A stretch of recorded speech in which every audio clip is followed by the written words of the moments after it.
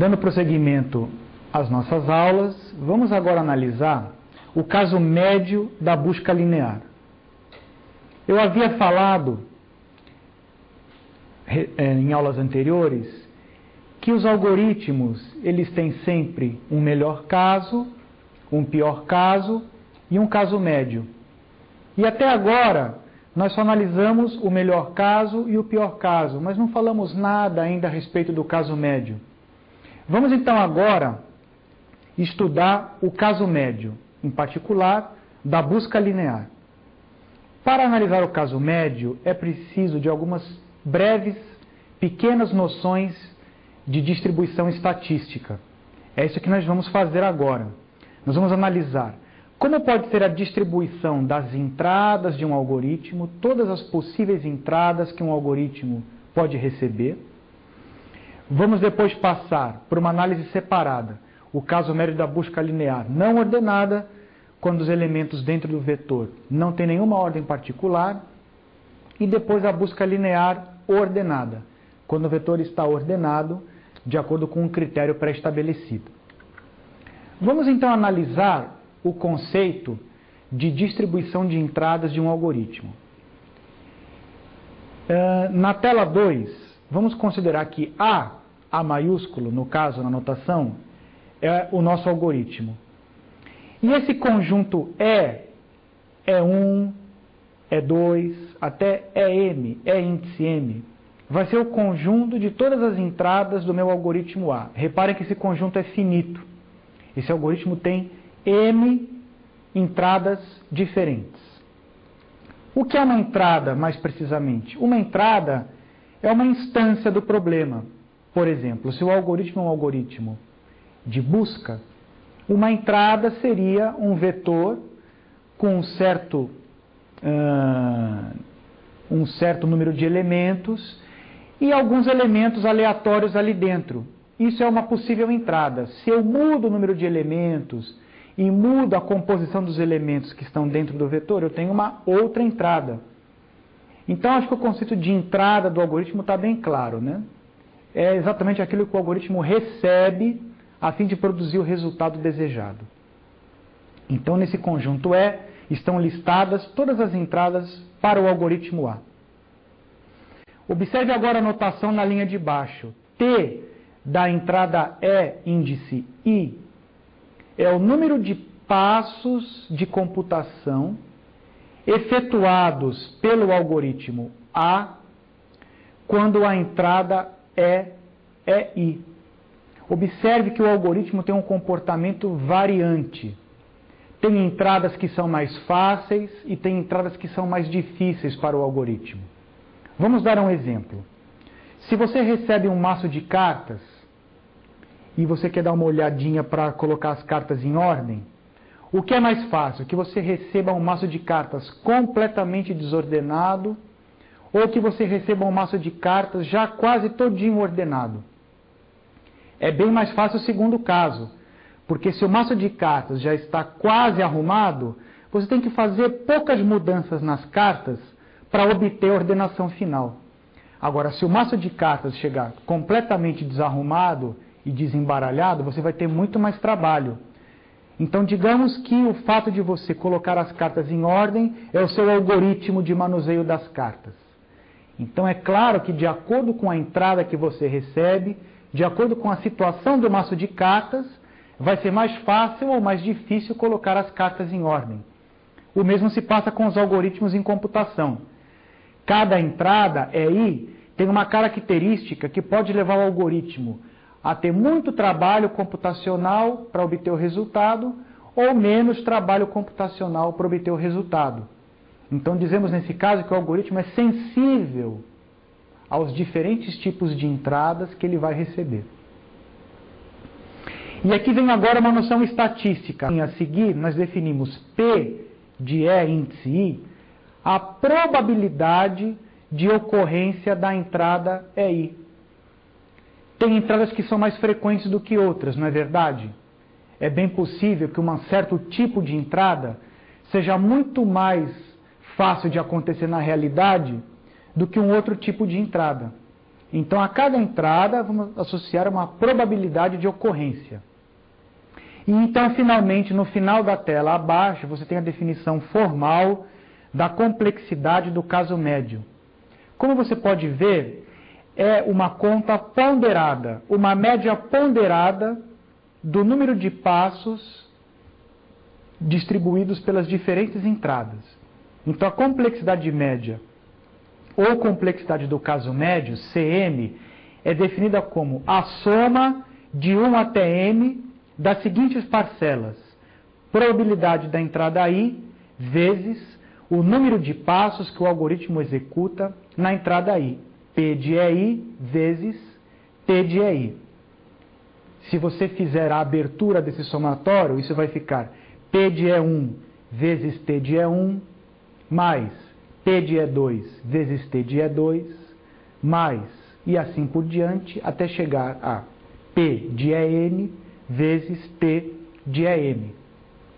Então você pode ver que é uma média ponderada. O número de passos de cada entrada tem que ficar multiplicado pela probabilidade de ocorrência, como se fosse um cálculo de uma média aritmética ponderada de um critério de avaliação.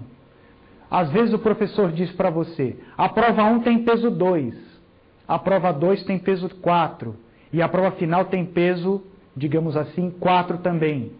Então você está vendo que as provas têm pesos diferentes. Então a nota da sua prova tem que ficar multiplicada pelo peso. Aqui acontece algo semelhante. O número de passos efetuados na entrada I tem que ficar multiplicada pela probabilidade daquela entrada, como se fosse um peso que aquelas entradas vão ter no cômputo final da complexidade. Ok? Na tela 3, nós vamos então começar a estudar o caso médio da busca linear não ordenada, que vamos dizer pelo método 1, aquele método que nós vimos na aula número 5. Então, vamos a uma observação fundamental que vocês têm que compreender muito bem para que vocês possam entender a aplicação do algoritmo. Se duas entradas distintas têm a chave que você está procurando na mesma posição, elas podem ser consideradas como idênticas para o algoritmo. Não entendeu? Vamos então ver um exemplo. Observe essas duas entradas aí na sua tela, chamadas de E e E'. A entrada E, acima, tem os elementos 6, menos 1, 4, 7, 3 e 9. E a entrada E', abaixo, tem os elementos 3, menos 2, 8, 7, 1 e 10. São entradas diferentes, completamente diferentes. Mas digamos que eu queira buscar o elemento número 7 nos dois vetores, o vetor correspondente à entrada E e o vetor correspondente à entrada E'. Então, observe que para a busca linear, as entradas E e E' são idênticas ou indistinguíveis quando a chave procurada é x igual a 7. Por quê? Porque em qualquer dos dois casos, o algoritmo vai achar o número 7, o elemento 7, na quarta posição. Então ele vai fazer exatamente o mesmo, vai começar a varrer o vetor da esquerda para a direita, na primeira posição, passando a segunda, a terceira e finalmente a quarta. Então, tanto para E como para E', o número de passos é 4. Então a moral da história é a seguinte: não existem infinitas entradas para um algoritmo de busca num vetor com n elementos. Porque muitas entradas se comportam da mesma forma. É como se fossem iguais e indistinguíveis.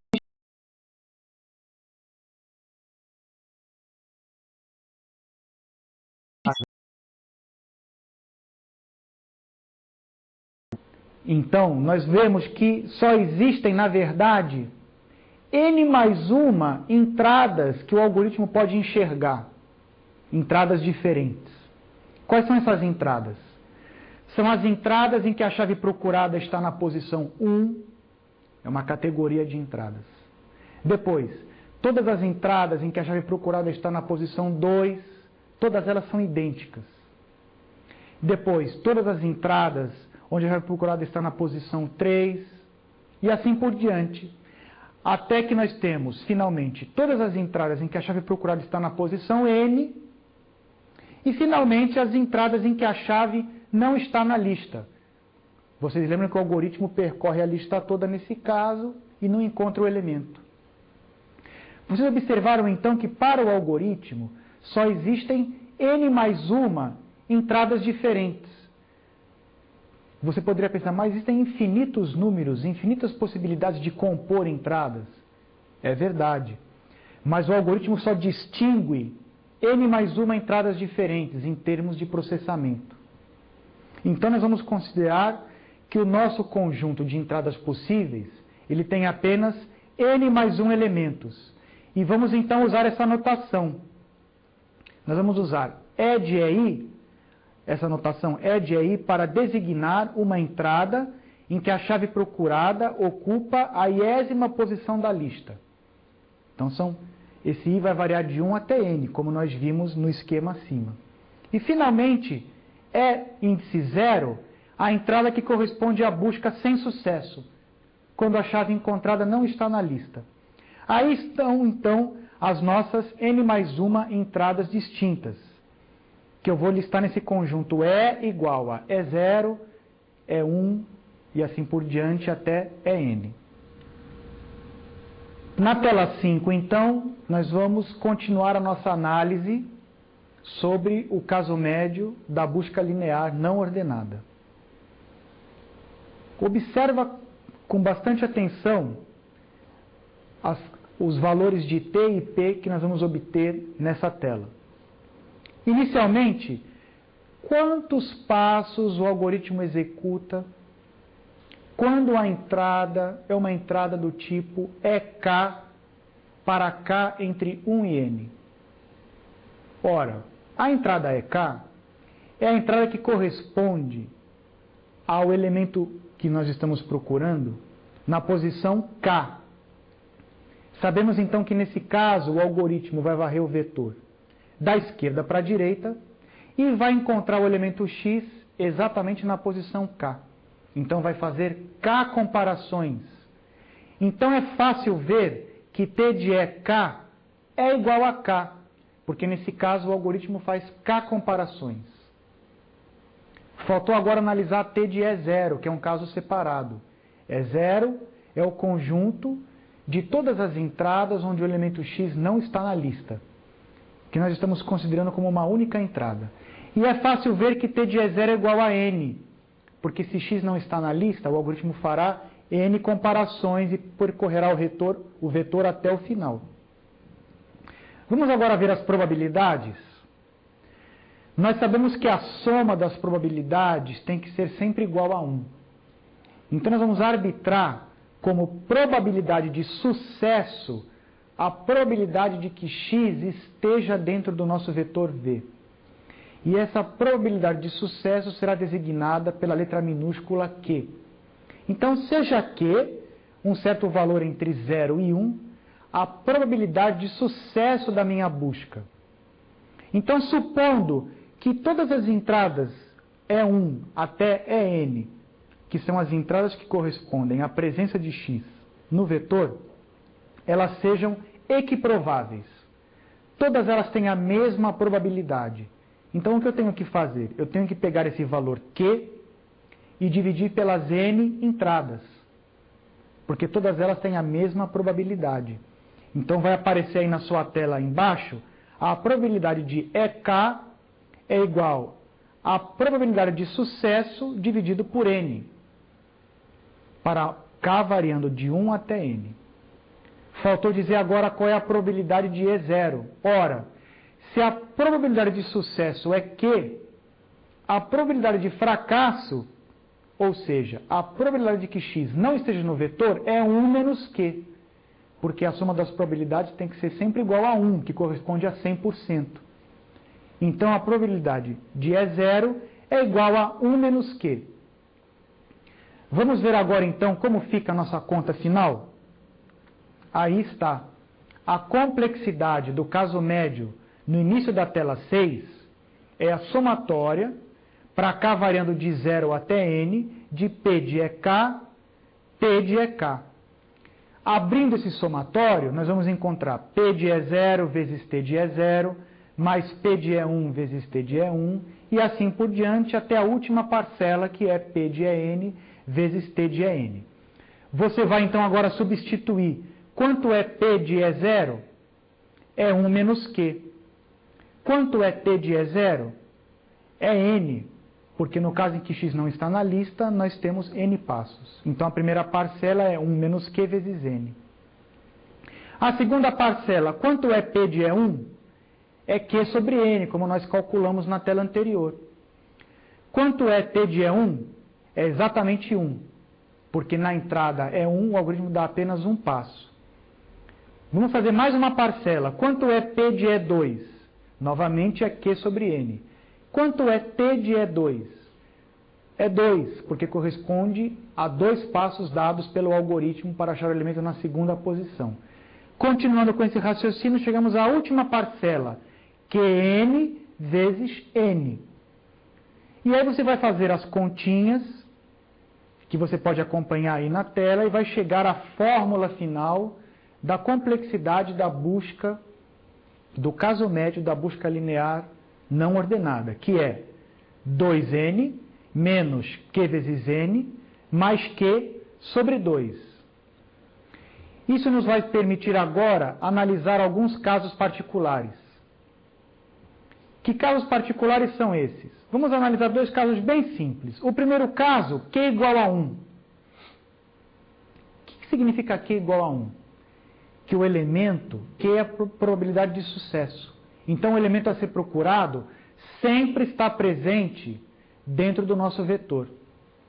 Se você substitui, então, q por 1 na expressão da complexidade média, do caso médio, acima, aquela expressão em azul, você vai obter n mais 1 sobre 2, que é mais ou menos n sobre 2. Isso é intuitivo? Sim. Observe que se o elemento sempre está presente na lista, que corresponde a q igual a 1, você sempre vai achar x dentro do vetor, então a gente espera dar mais ou menos um número de passos equivalente à metade do tamanho do vetor, no caso médio, para você encontrar o elemento x. Isso corresponde à nossa intuição. E no caso em que q igual a 0? Ora, q igual a 0 significa que a probabilidade de sucesso é 0, ou seja, x nunca está no vetor. Então, nesse caso, a complexidade média vai ficar com o valor n. Substituindo q por 0, naquela expressão acima do caso médio, que está escrita em azul, você vai ficar com 2n menos 0 vezes n mais 0 sobre 2. 2n sobre 2, que é igual a n. Então, se o elemento x nunca está presente no vetor, então é claro que são necessários sempre n passos para a busca linear não ordenada. Agora vamos passar para a análise do caso médio da busca linear ordenada. Nós vamos ver que nesse caso o número de entradas em relação à busca não ordenada é maior. Então vamos representar uma entrada genérica E maiúsculo com n elementos. Da seguinte forma, E contém os elementos y1, y2, y3, até y índice n que vocês estão vendo no desenho na tela em azul no alto. E agora eu quero procurar uma chave x nessa tabela, nesse vetor ordenado. E agora a gente vai reparar que eu tenho duas n mais uma entradas possíveis, correspondentes a 2n mais 1 casos diferentes, que estão listados aí. O x, que é o elemento a ser procurado, ele pode ser menor do que y1, mas ele pode ser também igual a y1. Ele pode estar compreendido entre y1 e y2, ou então ele pode ser igual a y2, e assim por diante. Você vai poder analisar todos os casos aí nessa listagem de casos à direita, que você vê da parte central para baixo na tela. Os dois últimos casos são x igual a yn, que é quando x é igual ao último elemento do vetor, e x maior do que yn, que é quando x não só não é igual a nenhum dos elementos, como é maior do que todos eles. Se você fizer uma continha e contar todos esses casos, você vai ver que isso corresponde a 2n mais 1 entradas diferentes. Na tela 8, então, nós vamos então dar nome a todos esses casos. Essas 2n mais 1 entradas distintas podem ser descritas da seguinte forma. EK vai ser a notação empregada para designar a entrada em que x é exatamente igual ao elemento yk. Observe que esse k vai variar de 1 até n. E'0 vai designar a entrada em que x é menor do que o primeiro elemento da lista, y1. E'(k) vai designar a entrada em que x está compreendido entre os elementos yk e yk mais 1, sem ser igual a nenhum dos dois. Mas o valor dele está exatamente compreendido, estritamente, entre esses dois valores consecutivos. Observe que, nesse caso, o k vai variar de 1 até n menos 1. E, finalmente, E'N vai ser a entrada em que x é maior do que yn. Para facilitar a compreensão dessa notação, observe esse desenho na tela, esse diagrama, onde nós explicitamos todas as entradas.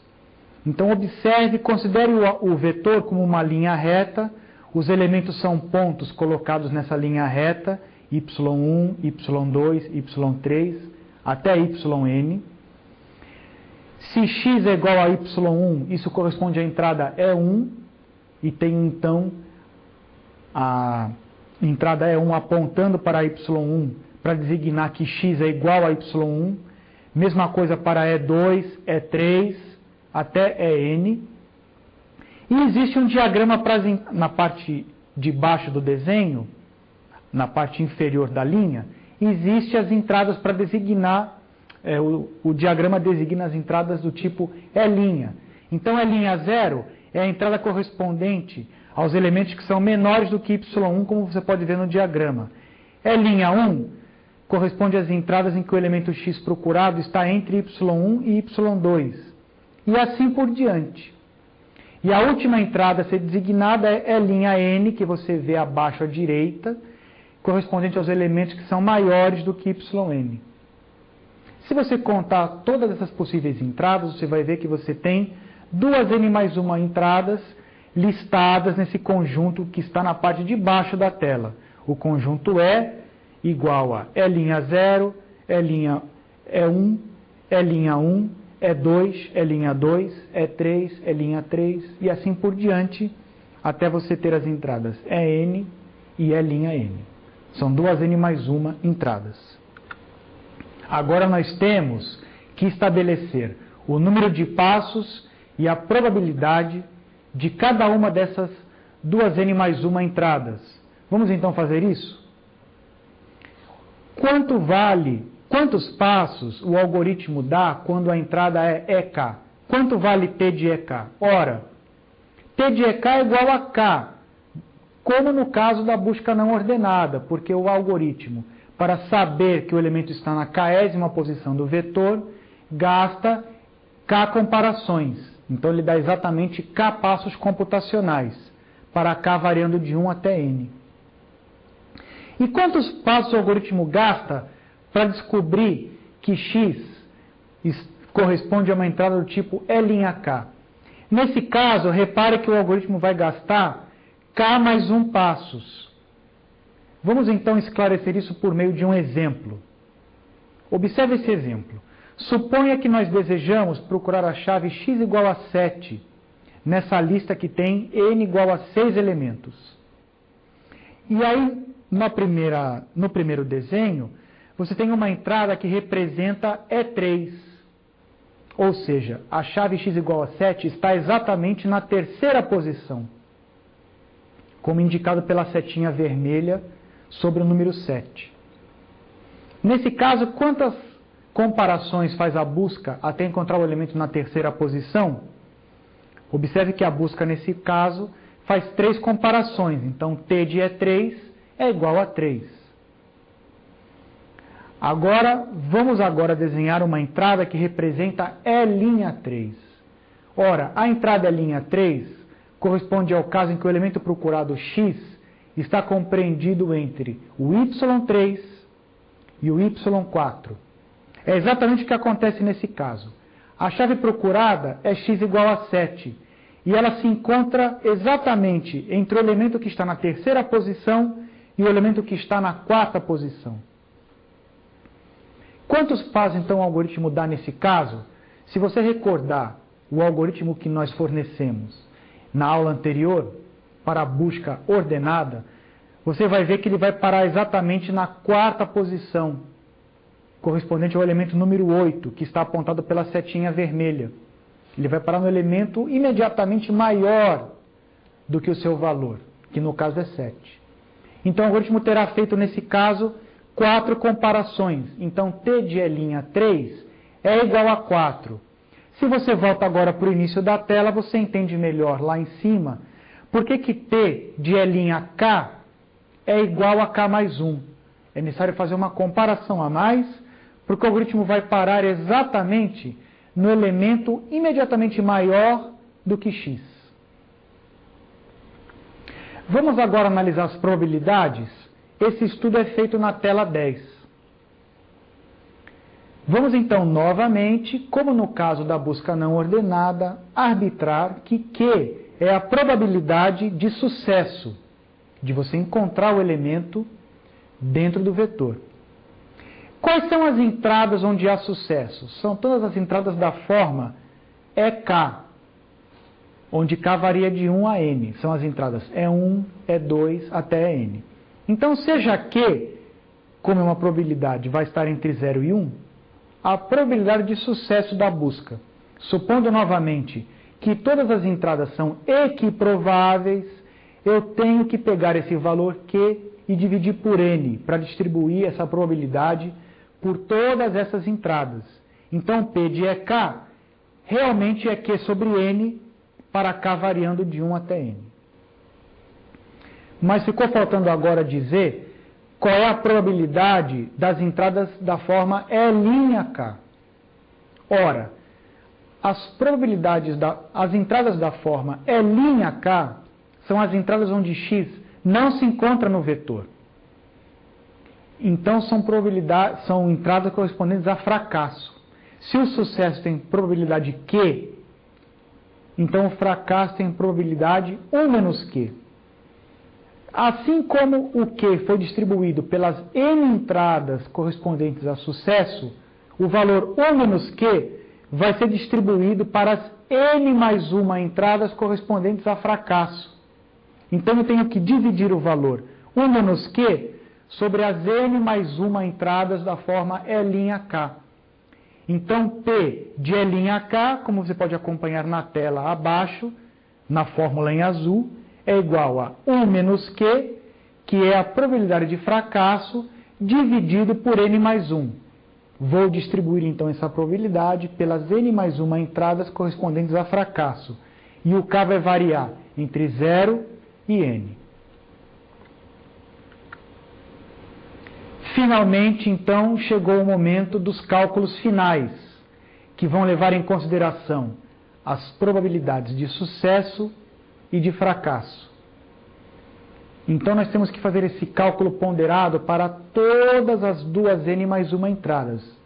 Para facilitar o cálculo, nós vamos dividir as entradas entre as entradas da forma E' e as entradas da forma E'K e as entradas da forma EK. Então, aí está a fórmula que expressa o caso médio da complexidade da busca linear ordenada. É o somatório para K variando de 1 até N de P de EK vezes T de EK. Esse somatório corresponde à parcela das entradas que correspondem à busca com sucesso. Mas falta considerar as entradas que correspondem à busca sem sucesso. Então eu tenho que somar com o somatório para K variando de 0 até N, de P de L'K vezes T de L'K. Eu tenho que contemplar, então, a parcela correspondente ao sucesso e a parcela correspondente ao fracasso. Vamos olhar, então, para a primeira parcela, correspondente ao sucesso. Quanto vale P de EK? P de EK, como nós vimos, vale Q sobre N. Quanto vale T de EK? Como nós vimos, vale K. Então, a primeira parcela fica somatório para K de 1 até N, de Q sobre N, vezes K. Vamos passar agora para a segunda parcela. Vamos somar com a parcela correspondente à busca com fracasso.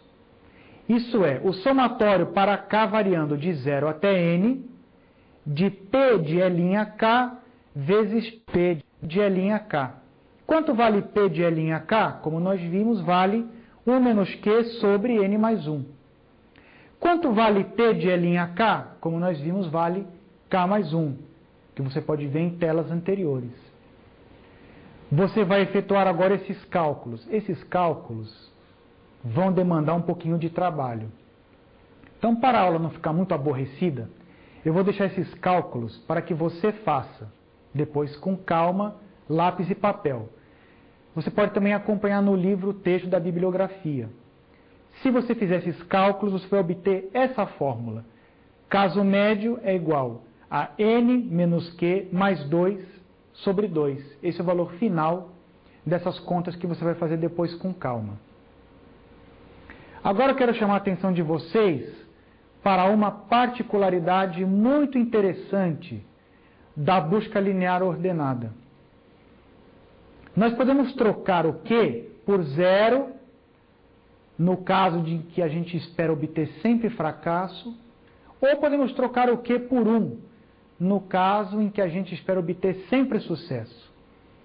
Mas se você trocar o Q por 0, você vai obter o valor N mais 2 sobre 2, nessa fórmula azul do caso médio.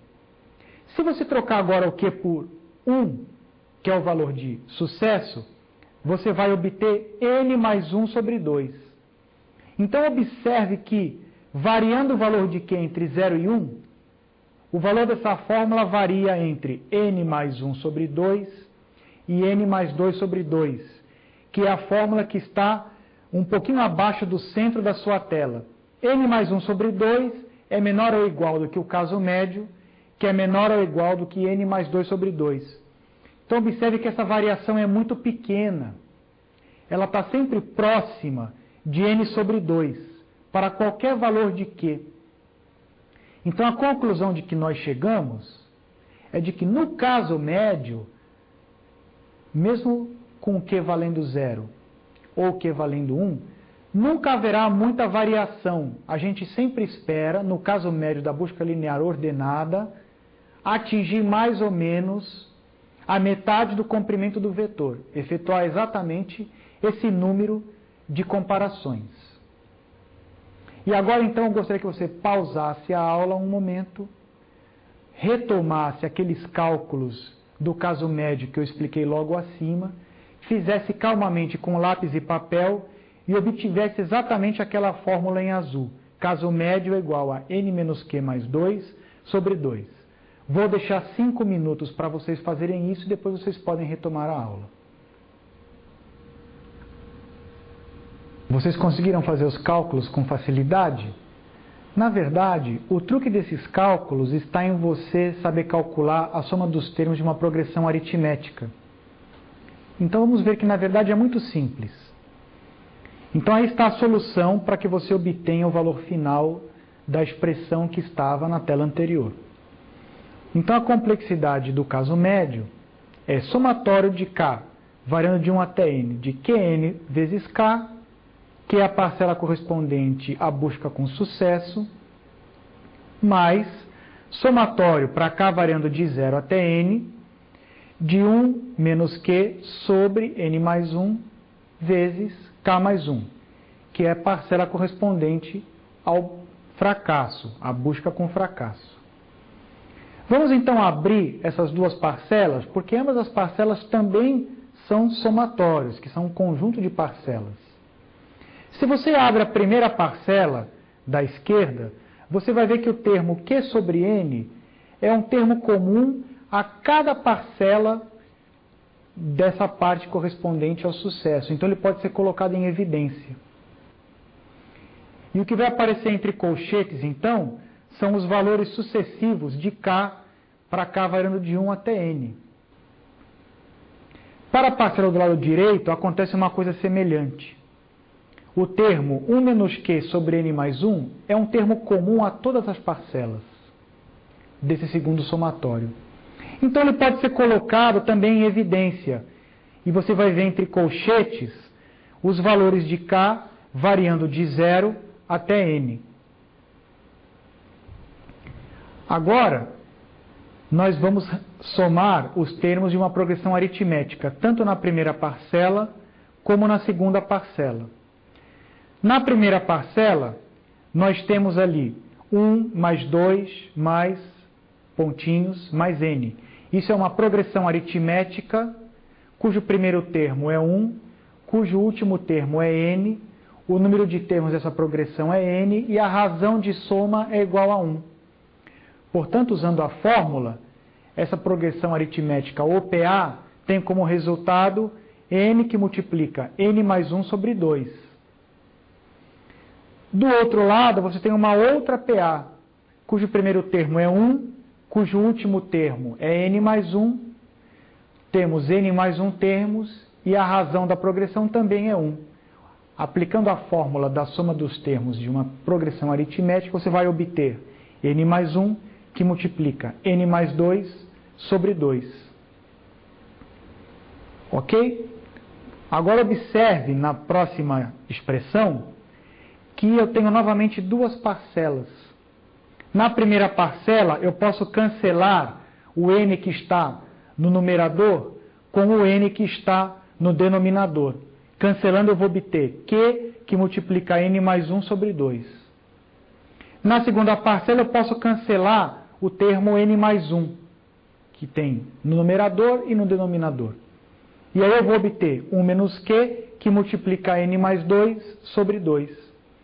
E agora, pessoal, é só fazer um pouquinho mais de cálculos finais e você vai chegar facilmente ao valor N menos Q sobre 2 por manipulação algébrica simples. Ok?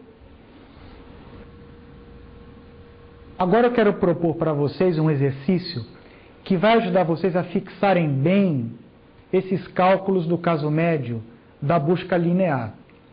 Então vamos considerar esse exercício.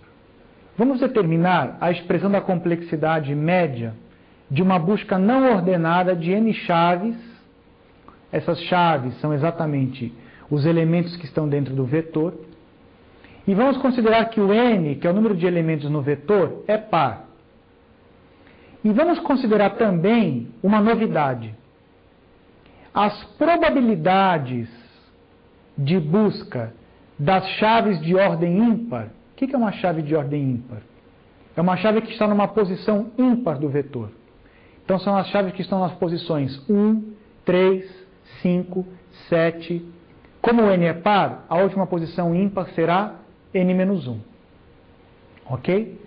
Então a probabilidade de que a busca pare numa chave de ordem ímpar ou de índice ímpar são todas iguais. E esse valor é igual ao dobro da probabilidade de qualquer chave par. Quais são as chaves pares? As chaves pares são as chaves nas posições 2, 4, 6, até n, porque n é um número par. Vocês observaram a diferença? Agora as chaves pares e as chaves ímpares têm probabilidades diferentes. Então, a probabilidade das chaves ímpares é o dobro da probabilidade das chaves pares. E você vai ter que levar isso em consideração na hora de efetuar os cálculos. Para facilitar os cálculos, para você conseguir fazer os cálculos, vamos supor que a probabilidade de a chave se encontrar na lista ou probabilidade de sucesso é igual a quê? E, portanto, a probabilidade de fracasso será igual a 1 menos Q. Eu vou deixar um tempinho razoável para vocês pensarem, porque esse exercício não é tão trivial. Eu vou deixar uns 20 minutos para vocês pensarem. Vocês podem pausar a aula e fazer calmamente esse exercício, tomando como base os cálculos que nós já fizemos nessa mesma aula para outros casos anteriores. Analisem aqueles casos com calma e façam uma comparação da diferença dos cálculos feitos naqueles casos e nesse novo caso. E depois eu vou apresentar a solução para vocês. Como vocês puderam ver, esse exercício não é muito simples. Vamos então resolvê-lo com calma. Você pode até voltar à tela anterior e ler novamente o enunciado para compreender bem o que o exercício pedia. De acordo com o enunciado do problema, o que a gente tem? Nós temos que a probabilidade de qualquer chave de ordem ímpar é a mesma. Isso me permite escrever essa primeira expressão em azul, que P de E1 é igual a P de E3, e assim por diante, que é igual a P de E índice N menos 1, que é igual a P. Lembrem-se de que E índice N menos 1 é a última chave, corresponde à probabilidade da chave ser procurada na última posição de ordem ímpar, lembrando que N é par. Ok? E nós temos também que a probabilidade de qualquer chave de ordem ímpar é igual ao dobro da probabilidade de qualquer chave par. Então nós podemos escrever que P é igual a 2 vezes P de E2, que é igual a 2 vezes P de E4, como vocês podem acompanhar, que é igual finalmente a 2 vezes P de En, pois como N é par, nós sabemos que a última chave de ordem par é N. Da expressão de cima, nós podemos tirar facilmente que P de E2 é igual a P de E4, que é igual a P de E6, e assim por diante, que é igual finalmente a P de En, que é igual a P sobre 2. Porque a probabilidade de qualquer chave par vai ser metade da probabilidade de qualquer chave ímpar, que é P. São esses valores o que nós temos que substituir para descobrir qual é a probabilidade final, qual é o valor final de P, para que a gente possa efetuar os cálculos. Nós sabemos que a probabilidade de sucesso, que é igual a Q, está distribuída entre as chaves pares e ímpares. Então vamos levar isso em consideração. Nós sabemos que a soma de todas as probabilidades P de EI para ir variando de 1 a N é igual a Q. É isso que você encontra na fórmula em azul, logo abaixo da frase calculando o valor de P. Observe ali. Somatório para ir variando de 1 até N de P de EI é igual a Q. Vamos abrir esse somatório? Isso vai ficar que P de E1 mais P de E2 mais P de E3 mais pontinhos mais P de En-1 mais P de En é igual a Q. Agora vamos separar as chaves ímpares das chaves pares. Nós temos N sobre 2 chaves pares com probabilidade P sobre 2. E N sobre 2 chaves ímpares com probabilidade P. Então nós podemos reduzir essa expressão à seguinte expressão: N sobre 2 vezes P, porque nós temos N sobre 2 chaves ímpares com probabilidade P, mais N sobre 2 vezes P sobre 2, porque nós temos N sobre 2 chaves de ordem par com probabilidade P sobre 2. Isso tudo é igual a Q. Se você fizer as continhas, você vai obter que o valor de P é igual a 4 vezes Q sobre 3 vezes N.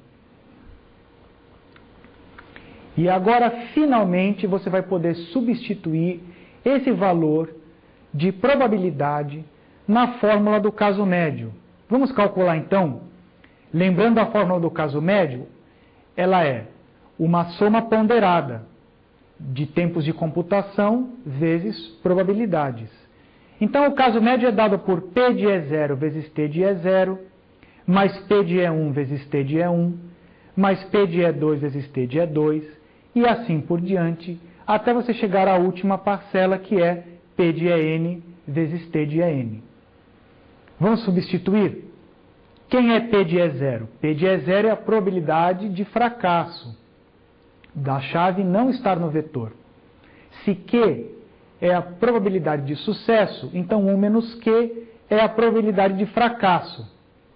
Isso está multiplicado por T de E0, que é igual a N, que é o número de passos que o algoritmo dá quando a chave não está no vetor. Então, essa é a primeira parcela, 1 menos Q vezes N. Vamos para a segunda parcela. Quanto é P de E1? Ora, P de E1 é uma chave ímpar. A chave ímpar, como nós vimos na tela anterior, tem probabilidade P. E o valor de P, como nós vimos também, é igual a 4 vezes Q sobre 3 vezes N. Multiplicado por T de E1. Quantos passos o algoritmo dá se a chave procurada estiver na primeira posição? Dá um passo. Para a próxima parcela agora. Lembre-se agora que a próxima parcela é par. Ela é alternada. Chaves de ordem par têm probabilidade igual a metade da chave de ordem ímpar. Então, eu não posso mais escrever P, mas tenho que escrever P sobre 2. Quanto vale P sobre 2?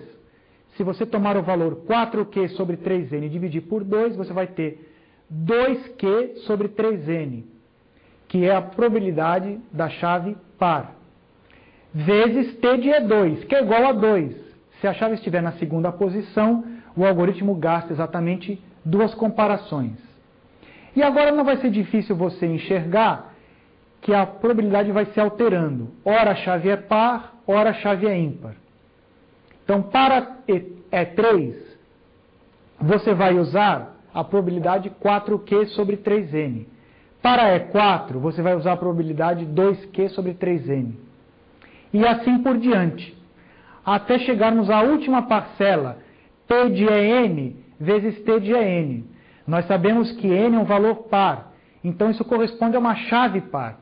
Então, P de En, de fato, é 2Q sobre 3N. E o T de En é N, porque o algoritmo vai demorar N passos para achar a chave na posição N. E agora, como você já está especialista em cálculos, você pode completar todos esses cálculos que você vai encontrar esse valor final, que a complexidade média é igual a N mais Q sobre 3 menos Q vezes N sobre 2. Essa é a complexidade de caso médio de uma busca linear não ordenada, com variação entre chaves pares e ímpares, de acordo com o critério estabelecido pelo exercício. E agora eu vou propor a vocês o último exercício, um exercício final dessa aula, que é um pouco longa, árdua e trabalhosa, eu reconheço, mas que é uma aula fundamental para que você entenda a noção de caso médio.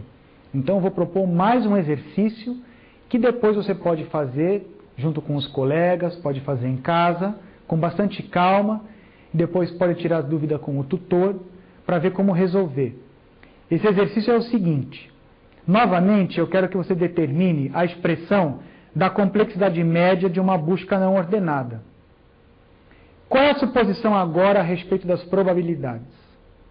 Que a probabilidade de busca de qualquer chave, exceto a última, é metade da probabilidade da chave seguinte. Como é que isso funciona? Funciona da seguinte maneira: a probabilidade da chave 1 é o dobro da probabilidade da chave 2.